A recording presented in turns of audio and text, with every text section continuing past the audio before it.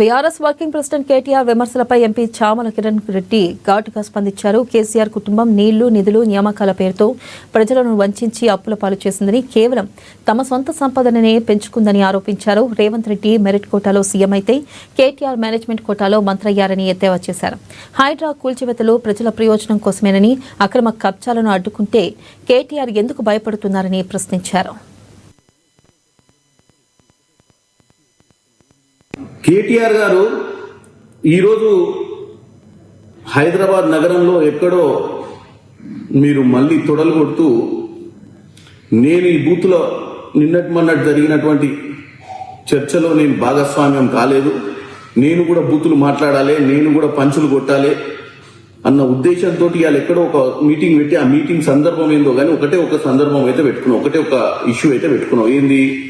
ఈ ప్రజాపాలన ప్రభుత్వాన్ని ఎండగట్టాలి, లేనిపోని అని చెప్పాలి, ముఖ్యమంత్రి రేవంత్ రెడ్డి గారి మీద విరుచుకపడాలి, ఆయన మీద ఇష్టానుసారంగా మాట్లాడాలన్నట్టుగానే ఇలా మాట్లాడినావు. కానీ నువ్వు చెప్పిన 3 అంశాలు, ఒకటి కట్టే, కొట్టే, తెచ్చే, ఇది మీ కుటుంబానికే వర్తిస్తుంది. ఎందుకంటే కట్టే, నీళ్లు, నిధులు, నియామకాల నినాదంతో తెలంగాణలో ఉద్యోగాలు, నీళ్లు, నిధులు అని చెప్పి మీ నాయన ఉద్యమకారుని అవతారం ఎత్తి పిట్టకథలు కట్టి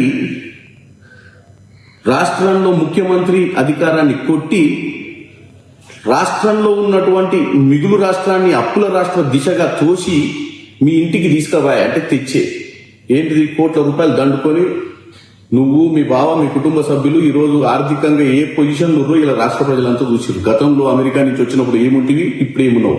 సో ఈ కట్టే, కొట్టే, తెచ్చే మనకే వర్తిస్తుంది. ఇక నువ్వు రాష్ట్ర ప్రభుత్వం గురించి